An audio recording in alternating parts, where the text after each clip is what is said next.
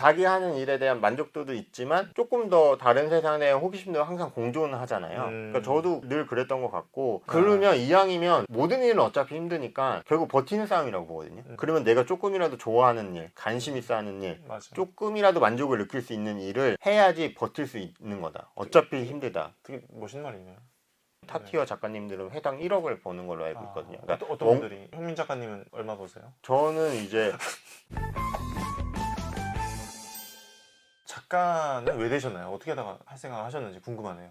기본적으로 학교 다닐 때부터 글 쓰고 이런 거에 관심이 꾸준히 있었다가 방송 작가를 해야겠다고 생각한 거는 군대에서 휴가를 이렇게 나왔는데, 전에는 사람들이 다 지하철이나 버스에서 책을 보고 있었거든요. 사람들이 다 영상들을 보고 있더라고요. 예능 뭐 1박 2일을 보고 있다거나 막 무릎팍도달 보고 있다거나. 그래서 이제 다 저렇게 보는 이야기를 하는구나 라고 해서 그때 이제 방송 작가가 되고 싶다, 저런 생각을 막연했어요. 내가 옳다고 생각하는 거 혹은 내가 하고 싶은 이야기, 그거를 술자리에서는 10명한테밖에 말 못하는데 그런 매체를 통하면 더 많은 사람한테 할 수 있지 않을까라는 것 때문에 그쪽 일에 관심을 되게 많이 생겼죠. 게다가 가장 효과적이고 가장 끝판왕이라고 할 수 있는 게 드라마 작가가 아닐까. 왜냐면 그거는 내가 어떤 하나의 세상을 만들어서 내 메시지를 거기 꼭꼭꼭 숨겨놨다가 은근히 멋있다. 그 사람한테 넣어줄 수 있으니까. 저는 그러니까 넷플릭스 스위트홈 할 때 저 말고도 훌륭한 작가님이 계셨는데, 저는 혼자 이 이야기가 무슨 이야기일까를 내는 게 작은 희망으로 큰 절망에 맞서는 사람들의 이야기, 그 이야기를 하고 싶었거든요. 그러니까 큰 절망도 결국 버틸 수 있는 건 전 되게 작은 희망 때문에 버틸 수 있다고 생각하거든요. 그 희망이 작아도 희망이 있기만 하면 그 희망이 있어서 버틸 수 있는 거라고 생각하기 때문에, 그렇게 해서 드라마 작가의 일을 매력을 느끼면서 이제 오래 하고 싶습니다. 아까 잘 나간다고 하셨는데 이제 잘 나가고 싶습니다. 원래는 전공이 이쪽이 아니셨잖아요. 대학을 2번 갔죠. 그래서 2번째 대학을 서울예술대학 문예창작과를 가게 되면서, 그때부터 이제 전에는 그냥 글이야 뭐 쓰는 거지 배우는 거겠어 했는데, 대학을 가봐서 알겠지만 생각보다 배우는 게 많잖아요. 전공에 대해서 깊이 있게. 그래서 글도 배우는 거구나 생각을 고쳐먹고, 군대에 있을 때 이제 다시 서울예대 원서를 넣고, 그렇게 해서 다행히 합격을 해서 서울예대를 갔고, 이제 그때부터 글 쓰는 일에 대한 작은 희망을 가지고 가고 있는 거죠. 그게 몇 살 때였죠? 그때가 24살 뭐 24살에 한번. 네, 인생을 틀었죠. 네. 그리고 처음에는 KBS 스포츠 작가를 10년 정도 했어요. 제가 워낙 스포츠를 좋아했고 30대 초중반 그 정도 나이까지가 왔고, 그때 이제 마지막으로 한 번 더 꺾어서 드라마를 해야겠다.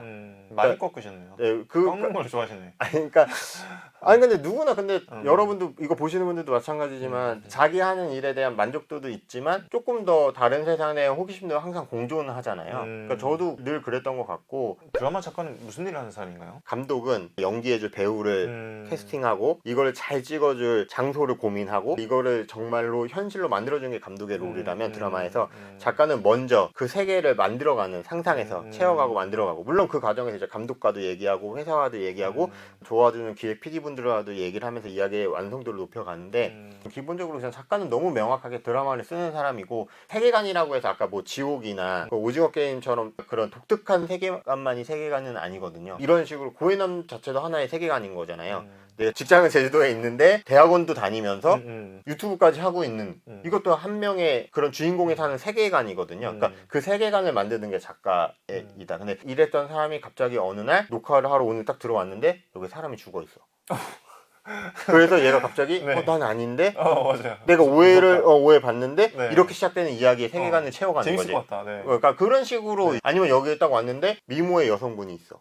재밌겠다. 그래서 네, 안녕하세요 하고 제가 방을 잘못, 이렇게 하면서 이야기가 시작되는 걸 수도 있고. 재밌겠다. 그러니까 하나의 그렇게 세계관을 만들어가는 거고, 그래서 이렇게 되면 좀 재밌지 않을까? 재밌- 그런 생각들을 많이 하는 거죠. 밥 먹을 때도 막 우리가 하고 있다가 뭐가 그렇게 되면 재밌지 않을까? 뭐 그런 생각들을 많이 하는 거죠. 드라마도 전부 다 이 작가의 손끝에서 시작이 되는 거네요. 네, 그래서 그러니까 저는 드라마 작가랑 투수랑 되게 많이 비슷하다고 생각하거든요. 야구에서 투수라는 사람이 어쨌든 그 사람이 공을 던져야지 시작이 되죠. 게임이 시작되죠.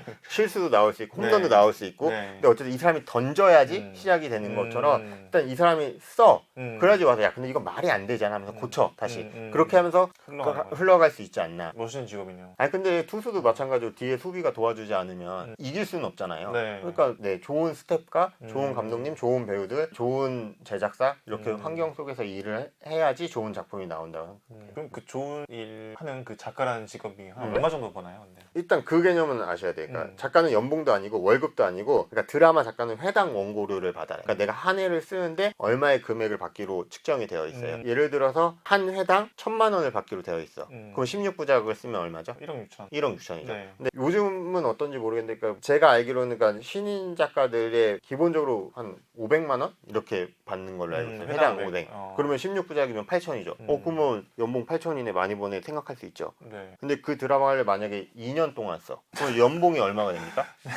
그럼 한 4천 정도. 네. 네. 근데 만약에 3년 동안 써. 아이고. 또 근데 반대로 5년이 됐는데도 이게 16부가 완성이 안 되고, 혹은 이 이야기를 채널에서 안 한다고 해. 하고 싶다는 채널이 없어. 밥은 어떻게 먹고 사나? 그러면 아까 말한 8천이었다고 해도 8천을 다 받는 게 아니거든요. 계약금을 받고, 뭐 편성을 받으면 또 분할해서 중도금을 받고, 뭐 첫방이 나가면 받고, 뭐 이런 식으로 다 나눠서 받거든요. 네. 그러면 결과적으로 그 8천만 원에 계약금 받은 거, 작은 금액이죠. 그걸로 이제 버티면서 생활을 하는 거죠. 그래서 드라마 작가가 정말 되기가 힘들고, 버티기가 힘든 거고, 가장이 하긴 더 힘든 거고. 이해하는 와이프도 힘들겠네요. 뭐. 이해해준 와이프도 많이 힘들죠. 만약 그게 그렇게 잘 풀리지 않았을 경우에.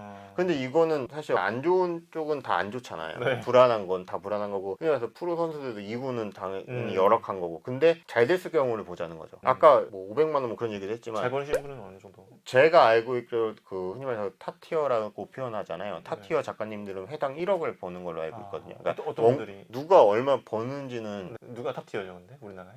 그거는 그런 반대로는 알려드릴 수 있죠. 네. 뭐 로맨틱 코미디 쓰시는 분 중에서는 김은숙, 박지은 작가님들 너무 잘 쓰시고 하는 족족 잘 되고, 장르를 쓰시는 분들에서는 뭐 김은희 작가님 되게 잘 쓰시고, 이런 분들은 정말로 아까 말한 그런 금액을 받지 않을까. 이거는 제가 뭐 네. 아는 게 아닙니다. 그분들한테 네. 계약서를 보거나 그럴 수가 없으니까. 네. 근데 진짜로 그냥 탑티어 작가들은 회당 1억도 받는다는 얘기는 알고 있어서. 현민 작가님은 얼마 보세요? 저는 이제 진짜 그분들처럼 몇 작품을 해야죠. 내가 몇 작품을 해야지 그들 한 작품이랑 비슷해지는 거니까. 네. 그렇게 하고 있습니다. 방향을 한번 트셨다고 했잖아요. 25살에 네. 서울예술전문대학교로 네. 일반 대학 다니시다가 궁금한 게 이 작가가 되기 위해서 문예창 작가를 가야 되는지 학벌이 중요한지. 근데 그런 것도 좀- 반대로 저를 물어보고 싶어요. 김은숙 작가님은 알죠? 몰라요. 몰라요? 무슨 작품 하시죠? 그러면 태양의 후예, 당연히 알죠. 도깨비, 그다음에 미스터 선샤인, 그게 김은숙 작가님이거든요. 네네. 작가님은 몰랐네. 네. 그분이 근데 고해남이 제일 재밌게 본 작품이 어느 거예요? 태양의 처음부터 끝까지 다 봤죠. 네. 그런데 그 태양을 재밌게 보면서 아까 작가가 누군지도 몰랐죠. 네. 근데 그 작가가 어느 대학 나왔는지 알았어요, 몰랐어요? 저는 그러니까 네. 학번은 중요하잖아요. 우리가 아까 말했던 어떤 작품 인생 드라마를 꼽을 때 그 드라마의 작가가 누군지 아는 것도 사실 되게 드문 경우거든요. 정말 내가 너무 팬이어갖고 도대체 이 이야기를 누가 쓴 거야 궁금해서 찾아보지 않으면 드라마 작가도 기억을 못해요. 근데 그 드라마 작가가 어딜 나왔는지, 어느 대학교를 나왔는지, 전공이 뭐였는지. 그리고 반대로 이번에는 고해남의 제작사 입장이야. 네. 저는 서울예대 문예창 작가를 나오고 쓴 대본이 있어. 어느 분은 정말 대학도 안 나오고 그냥 혼자 독학해서 썼던 대본이 있어. 어디랑 일할 거예요? 더 재밌는 대본이랑 하겠죠. 그래서 학벌이 중요하지 않다는 거예요. 전혀 안 중요하네. 근데 이제 우리가 글을 만약에 쓰라고 하면 너무 막막하잖아요. 그러니까 글을 쓰는 방식을 배우기 위해서 극작가라던가 문예창 작가를 가서 전공으로 배운다거나, 아니면 일반 직장인들 같은 경우나 혹은 그냥 다른 분들은 한국방송작가협회에서 하는 교육원이 있거든요. 거기서 이제 드라마 과정의 수업을 듣는 거예요. 기초반은 정말 기초 이론 수업을 받고, 이제 정말 나중에 창작반은 정말 거기서 직접 써보기 시작하고, 그 중에서 이제 점점 월반을 하면서 그렇게 하는 경우도 있고요. 또 직장인들 중에서 회사 다니다가 진짜로 작가 되신 분도 있나요? 뭐 정말 많은 분들이 그래요. 비밀의 숲이라는 작가, 이수연 작가님도 제가 알기로는 회사를 다니면서 원고를 쓰고, 그게 이제 하겠다는 제작사가 생기고 방송국이 생기면서 일을 이제 관두고, 그 다음에 미스 한무라비 쓰신 분은 판사님이세요. 네. 현업 판사님이 네. 자기가 판사하면서 겪었던 일을 드라마로 써서 하는 재밌다. 거니까 결과적으로 아까도 말했지만 우리가 어떤 이야기를 했을 때 이 작가의 전작이 무엇냐, 혹은 이 사람이 뭘 전공했냐, 어느 학교를 나왔냐를 보지 않고 이 사람이 써온 대본이 재밌냐 재미없냐를 보기 때문에 그거만큼 되게 공평한 시장인 것 같아요. 추천하는 삶인가요? 작가의 삶은? 근데 어느 부분이나 마찬가지겠지만 잘 되면 정말 추천하고 싶죠. 왜냐면 저희 같은 경우는 글을 쓸 수 있는 사무실의 개념인 작업실을 이제 회사에서 구해주고 저는 거기서 이제 생활을 하면서 내가 쓰는 이야기에만 몰두하게 되고 그 이야기가 세상 사람들이 좋아해주기까지 한다면 얼마나 행복하겠어요. 잘 됐을 경우에는 정말 보람이 큰 직업인 것 같아요. 안 됐을 경우에는 안 됐을 경우 일단 계약하기도 너무 힘들고 어느 회사가 고혜남 씨한테 쓴 대본만 가지고 돈을 투자하기로 결정을 해야 되는 거잖아요. 네. 그럼 이 대본이 정말 그 정도의 가치가 있어야 되는 거잖아요. 그러니까 그 계약을 따내기도 너무 힘들고 그렇게 해서 따냈는데 내 의지와 관계없이 1년, 2년, 뭐 몇 년이 걸릴 수도 있는 거고 이거를 포기해야 되나 어떻게 해야 되나 이러지도 못하고 저러지도 못하고 그 한 작가가 100명 있다면 한 몇 프로 정도 될까요? 저는 그런 분들이 절반 이상이라고 봐요. 너무 힘든 일이네요. 왜냐면 지망생들까지 다 합쳤을 때 너무 힘든 일이네요. 근데 뭐 저는 그 고해남 하는 일은 안 힘들까? 모든 일은 너무 힘들어요. 모든 일은 전 다 힘들다고 할까. 그러면 이왕이면 모든 일은 어차피 힘드니까 결국 버티는 싸움이라고 보거든요. 그러면 내가 조금이라도 좋아하는 일, 관심 있어 하는 일, 맞아. 조금이라도 만족을 느낄 수 있는 일을 해야지 버틸 수 있는 거다. 어차피 힘들다. 되게 멋있는 말이네요. 아니 뭐 다 그렇지 않습니까?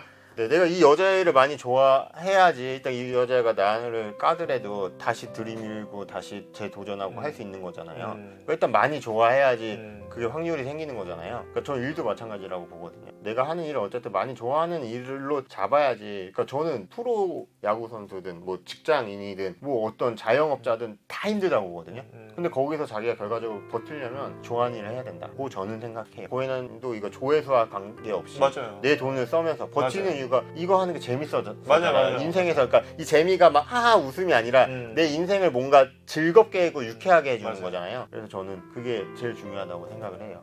혹시 어떤 작가로 기억되고 싶은지. 집에서 퇴근하고 와서 혼밥, 뭐 혼술 이렇게 할 때가 있잖아요. 그때 그냥 김영민 작가 거 하나 틀어놓으면 재밌게 볼 수 있겠다. 편안하게 보면서 시간 잘 갈 수 있는 제 욕심은 그런 사람들이 더 많이 있을 수 있게 제가 더 부지런히 잘 써야겠죠. 열심히. 그게 목표입니다. 응원 드리겠습니다. 저도 고해남 응원 드리겠습니다. 직업 인터뷰 작가 편을 제가 모셨는데 혹시나 웹툰이나 요즘 네. 되게 도전하는 분들이 꽤 네, 있거든요. 네, 제 주변에도 맞아요. 많이 직장인들 있어요. 중에서도 도움이 되는 이야기였길 네. 바랍니다. 앞으로 김영민 작가 이름이 많이 검색될 때마다 많이 응원 좀 부탁드리겠습니다. 네, 나와주셔서 감사합니다. 네, 감사합니다.